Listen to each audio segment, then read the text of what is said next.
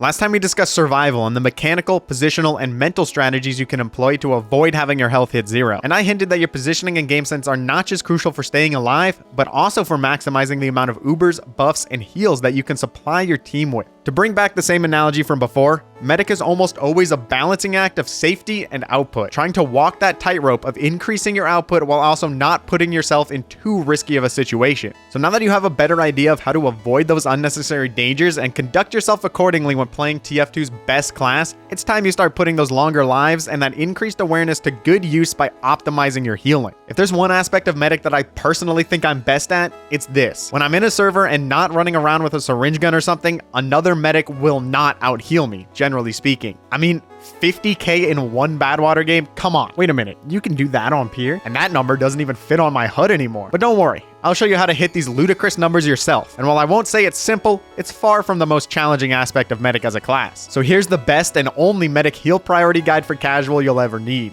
It all starts with awareness and positioning. The first step to getting those heals out is knowing who needs them. And once you know, you need to be in the position that allows you to heal while also keeping you as safe as possible. For most of the match, you want to be in the safest location that allows you to heal up the front lines as they engage with the enemies and buff spawning players with crit heals before they enter combat themselves. But this isn't a positioning guide. So once you're in that position, it's time to answer the age-old question. Who do I heal in this situation? It's a question that medic players ask themselves literally thousands of times per game. And while the answer is sometimes very easy, it gets way more complex once fights break out. The downfall of the other guides I've seen on this topic is that they attempt to simplify and find a quick answer to this question. Heal the people taking damage first. Heal the classes in this order. Buff these players first. But I'm here to tell you that it's never that simple. However, my first rule does overlap with most other guides. You always want to be healing somebody, obviously. If you want to maximize the amount of healing you do, just make sure you're providing other players with health for as much as the match duration as possible. Alright, easy stuff out of the way, on to the meat of this video. Because it is so easy to heal anybody as medic when there are multiple teammates around you, it may seem like you're doing your job as long as you attach your beam. So you can just click on any old hurt player, right? Maybe. But oftentimes this is suboptimal. There is always a best choice to heal in any given situation. We aren't just going for quantity of heals here, we also want high quality heals. Healing the player who will do the most with the health that you give them in the current circumstance. That's the ideal option. But how do you know which player that is? Well, you need to make that decision yourself, Chief. We always end up back here, don't we? But that's just medic as a class. He probably has to make more critical decisions per game than anybody else. In any case, let's talk about what your heal priority should be in your average game of casual. And even though I just criticized other guides for simplifying this concept into what amounts to numbered or ordered lists, I'm about to do pretty much the same thing, just getting into the weeds a little more. I have to show you guys something concrete after all. So let me preface this by saying that these are not set in stone. Remember, you are trying to give heals to the players that will do the most with them. It just turns out that some classes tend to, not always, but almost always do a bit better with some extra health slapped on than others. So when in doubt, it's nice to have some default priorities that have a higher probability of working out well. In order to determine who should get dibs on healing in the heat of battle, let's sort our teammates into one of 6 categories based on the amount of imminent danger they are facing and what they're doing about it. Any player that's alive will fall into one of these categories, and you can also think of this as a rough sequence of priorities from top to bottom. Any player in category 1 will usually, we'll get to that later, be a higher priority than any player in category 2. Any player in category 2 will be a higher priority than a teammate in category 3, and so on. And we're just getting started because each category has different individual priorities based on a number of factors, but we'll get to those later. Category 1 consists of players actively fighting that are about to die. These are the teammates that will most likely be in respawn queue shortly without some medical intervention. I'm also going to put players that are about to burn out to afterburn if you don't heal them right away in this category as well, even if they aren't fighting enemies. So anyone that absolutely requires a medic to survive. Players in category 2 are actively fighting but not about to die. Maybe they received a buff and are still a bit overhealed, or they have a very advantageous position and the enemy team is having a hard time even doing damage to them. They still get high priority though, because keeping them healthy can proactively prevent them from moving into category 1 and give them some more confidence to keep killing. Category 3 is low health players with debuffs such as Girardi or Afterburn that aren't fighting. They are a lower priority because since they aren't actively killing enemies, they don't necessarily need the health with as much urgency and they aren't going to be able to do as much with it. They can dodge some chip damage. It'll be fine. Category 4 encompasses just any damage player that's not fighting. They can wait. And finally, category 5, for when you get those rare moments where you can take a breath because everyone on your team is pretty healthy. At this point, you can start overhealing or buffing teammates. But wait a minute, I said there were 6 categories. Well, the last one is a little different. It doesn't have to do with your teammates' health value at all, but their health status. The 6th category is whoever has critical heals available. Quick refresher, crit heals refers to a mechanic that allows a player to receive more health per second from a metagun based on how long it's been since they've taken damage. Their healing will start to increase once they've been out of combat for 10 seconds, and by 15, they're receiving triple healing. 72 health per second for normal heal rate metiguns, and just over 100 for the quick fix. It having its own priority category means from now on, we can assume any player in another category does not have crit heals readily available. If they did, they would automatically move right into this one regardless of how healthy they are. So where shall we put this category on our hierarchy? Obviously, above buffing other full health players that don't have crit heals, because healing players at a faster rate is just more efficient and lets you move on to a new teammate faster. But what about damage players? Would I buff a full health player with crit heals available before healing an out of combat hurt player to 100%? Absolutely. I do that pretty much every time I can. What about critically low health players or players with debuffs that aren't in super immediate danger? Crit heals all the way, baby. But come on, it must be below the 2nd category, right? Of course, you should still heal the players in combat over anybody else. Nope, even if your crit heal recipient is out of the fight, they still get priority. You should be paying attention now because this is the secret sauce to hitting those ridiculous heal numbers. It's giving crit heals the remarkably high priority that they deserve. And before we get into why crit heals are so crucial, it's important to note that the focus on this crit heals category is much more intense when using stock or Kritzkrieg due to them having no overheal related downsides. The quick fix can still overheal a full health player pretty quickly, crit heals are not. And overheal priority is very different on the vaccinator in general due to its downside, but that's a topic for another time. Look at the amount of time it takes to completely buff a full health class with crit heals available compared to without. The more you make use of this mechanic, the more efficient you can be when healing up your team. And the more efficient you can be with your healing, the more overheal you can supply your team with on stock or crits especially. So let me say it again, overheal is busted. You want to fully buff your players as much as humanly possible. The more I play medic, the more I have come to understand that healing up hurt players is actually the 3rd most impactful job that medic does for his team in general. Uber charges are number 1 due to their absolute game-changing effects, but overheal also takes the cake over just healing up damage in general. Buffed teammates are entering combat with a significant advantage over any non-buffed enemies. They can win fights without any additional healing during the fight as long as you juice them up proactively. At that point, healing them further will only compound your advantage. A 260 health demo?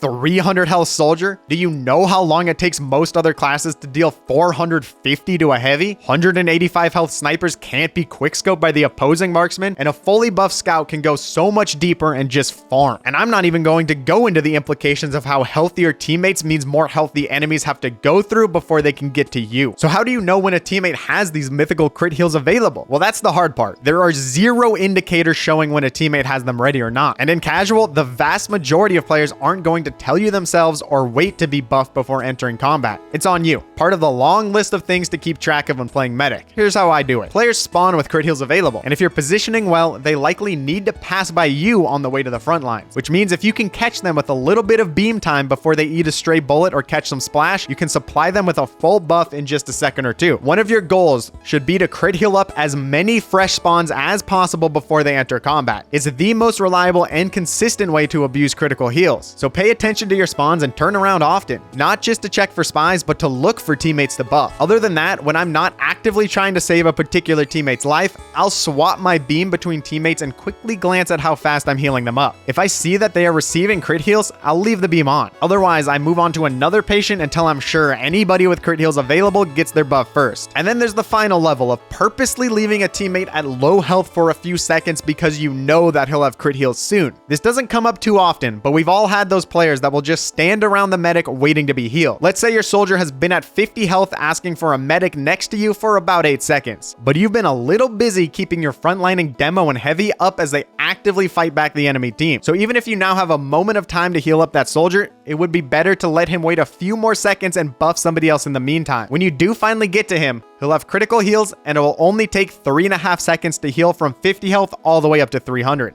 I'm serious, guys. It may be hard to focus on the small things like crit heals when just starting out on medic. There are more important things to think about first. But as you improve and the more mundane aspects of the class become automatic, things like these really let you just squeeze out every last drop of impact on the game you can get.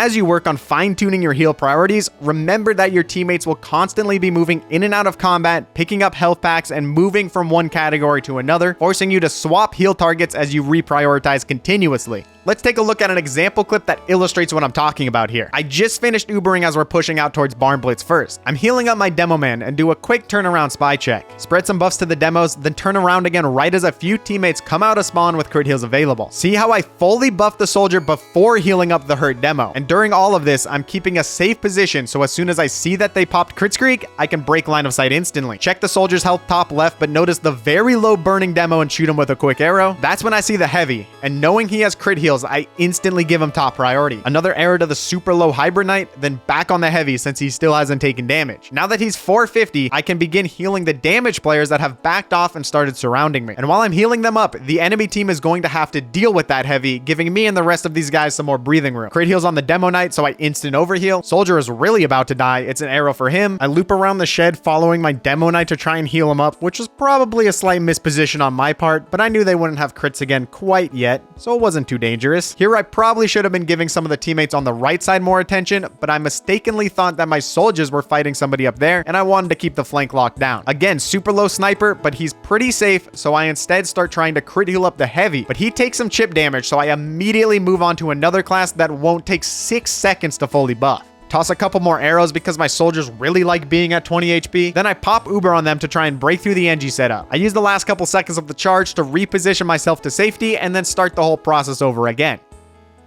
All in all, I did about 2,000 total healing here in just over a minute of gameplay. So now that you understand the significance of trying to use crit heals to their fullest potential, hopefully you can see why it's near the top of my priorities. And it's time to dive into each of these 6 categories and talk more about what individual teammates and classes you should prioritize, because there are meaningful variations between them. For teammates within category 1, your goal is to stop them from dying or sometimes just prolong their lives as much as possible as they take on the enemy team. But there's only so much healing you can output compared to the damage multiple enemies can do. It's impossible to always keep up, so sometimes you have to make the call to just let somebody in this category die if it means either A, getting heals to another teammate you believe is more essential to the fight, or B, staying alive yourself. The classes grouped together here are about equal priority, while the separations denote more significant differences in focus. I put fellow medics at the top priority here because you really want as many Ubers as you can possibly get, and letting him die will reset his charge. Keeping them alive also makes your job slightly more manageable as they can help out with healing everybody else. Just be careful because medic as a class is almost defenseless. You don't want to let your only close by damage class die to save your medic, only for both of you to die now because you can't effectively fight back. Just due to the nature of some classes being better suited for large-scale team fights than others, power classes often take priority when fighting. Demo Man in particular is great at pumping out damage and holding enemies at bay as long as he's loaded and healthy. Soldier can just keep up that rocket spam or jump in deep if you keep their health high enough, and a heavy in a good position with a medic arrow tanking him can be a more brutal wall to break through for the enemy team than a wrangled sentry. But depending on the situation, a power class may not always be the go-to. If they're uber pushing, you may decide to keep your pyro up at all costs so he can air blast them back. If your team is the aggressor, beaming up your scout can be a solid option so he can run down any stragglers, and you can position more aggressively with the increased movement speed. Snipers need enough health to peek without dying to spam, and even an engineer may be the best option in some circumstances if, by keeping him healthy, he can in turn keep his sentry up and running. If a spy is actively fighting enemies, that means he's been found out.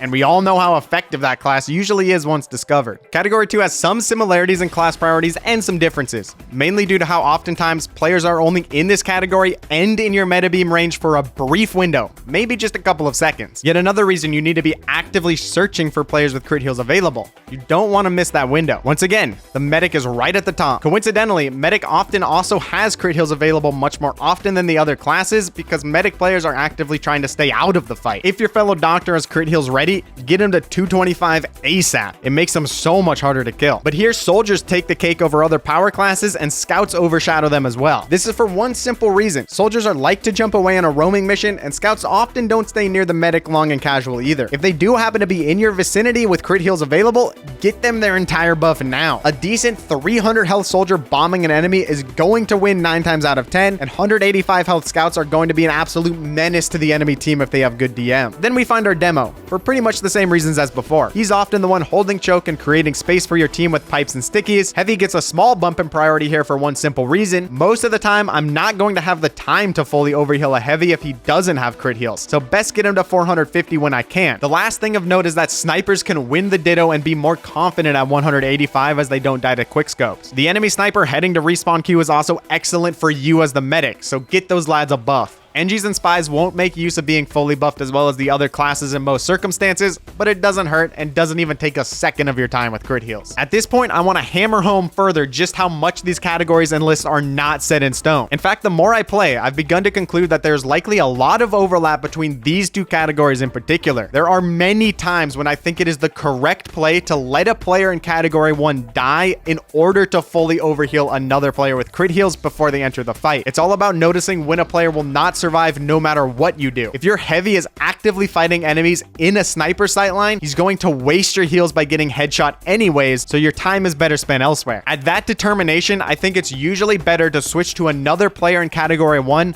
or maybe even turn around and get your demo man to 260 before he jumps around the corner and you miss your crit heal window, rather than fruitlessly trying to prolong that one Heavy's life. But I digress. Moving on to category 3, players currently fighting that are still pretty healthy. However, these guys are highly likely to take some damage within the next few seconds and move up to category 1, so giving them a little bit more overheal is never a bad thing and might even save their life. As such, the class priority is exactly the same as category 1 for the same reasoning. You just don't have to get heals to these players with quite as much urgency. Now, once you get to category 4, your decision making doesn't have to be quite as tight and quick here as in the other categories because these players aren't actively fighting. You have a little bit more time to see what their actual health value and current status is. You don't have to instantly choose. At this point, you're probably noticing some trend items. A medic at the top, spy at the bottom. It's imperative you do not let your medic drop whenever possible. But these lists also hinge on the assumption that your fellow medic is attempting to properly play the class and just being caught out and put in unfortunate situations where he is super low or has to fight to survive. If he's fighting because he's a battle medic, drop his priority down to rock bottom alongside spy unless you also want to commit to the bit yourself and see just how much he can get done. Demo, soldier, scout, and pyro will situationally be the next best option depending on the current game state, but it's hard to go wrong with any of them. These are also the classes that are most likely to defend you well if the enemy team pushes in, so getting them healthy again can also help keep you alive. Heavy is just a massive heal sink with his large health pool,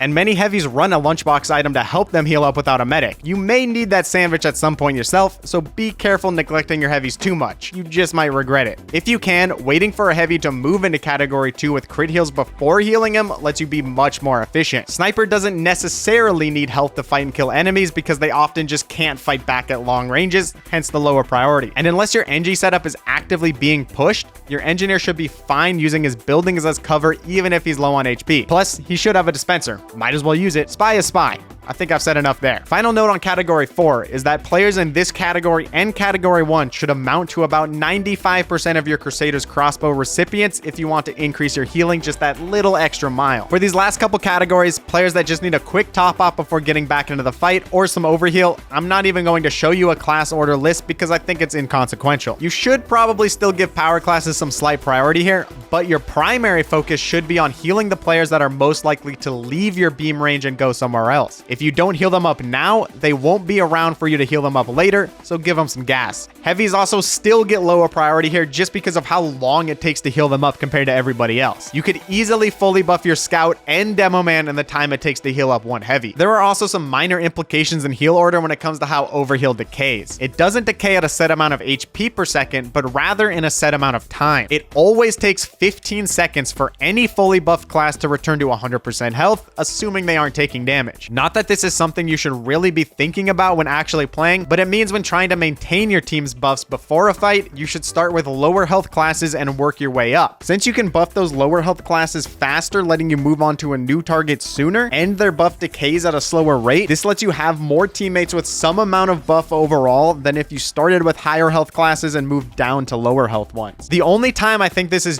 genuinely relevant though is during pre-rounds. If you really want to be that tiny bit extra efficient while spreading out buffs before the round starts, time it so your heavy and other high health classes get their full buffs pretty much right as the gates open, then go back and rebuff your snipers, scouts, and other lower health classes. When the gates do open, you want those heavies, soldiers, and demo men to be as healthy as possible anyways. They're your front line. So this low max health to high max health, then back to low order works out for maintaining buffs quite nicely. And the 7th category of player that I didn't even include just to keep the visual clutter down is already fully overheal players. You don't want beam on these guys because it will lower your ubercharge build rate. Any teammate above 142.5% max health cuts your ubercharge rate in half. But sometimes when coming out of spawn, for example, you don't have any other players nearby to heal, so it's better than nothing. When in a situation with only completely buffed players around you, your goal is to move to a new position with players to juice up in any of the other categories as long as it isn't too dangerous. And that's a rough overview of my default healing methodologies based on class and circumstance.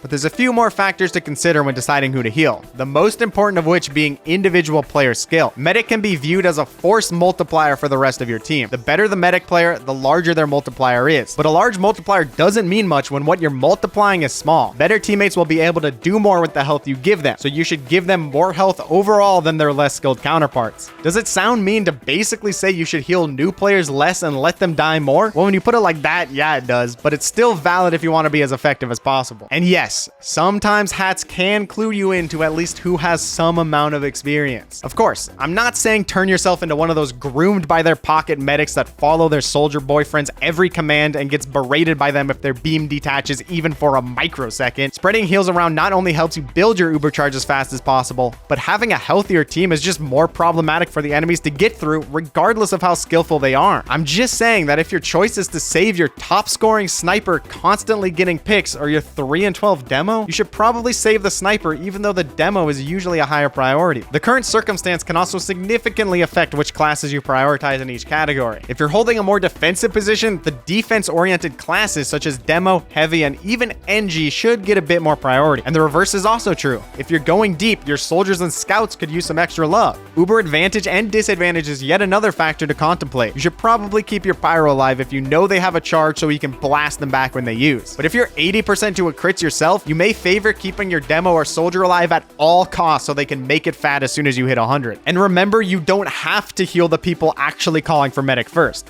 It's merely a suggestion to you. When players press E, take it as they're kindly letting you know that they want and could use some more help. But if you're busy healing somebody making a play, they can be patient. The final aspect that should inform your healing priority is how that teammate will affect your ubercharge build rate. Building your ubercharge as fast as possible is one of, if not the most important part of making plays on medic. If you're healing a player that is above 142.5% health, being healed by another medic, the cart, or a dispenser, your build rate will be cut in half. And these rate cutters can stack as well. So if you're healing a player on a dispenser that another medic is also healing, you will both be building ubercharge at 1/4 the normal rate. Try to notice when these scenarios crop up so you can avoid them and get to that pop quickly. In casual, it's your job to play around your other medics. Don't assume they'll play around you. If another medic begins healing the same teammate you were already beaming, don't be stubborn. Just find another target for yourself and let him have that guy. So as you go out there and start distributing heals, remember the golden rule. You are trying to maximize your impact on the game overall. So just try out different plays and always be learning. And your players are going to be constantly jumping from one heal category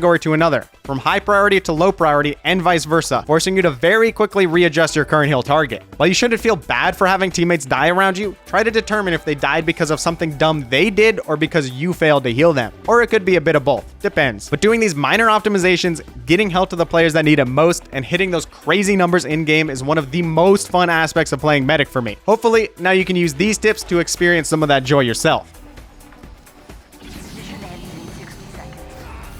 Oh my god! That scout!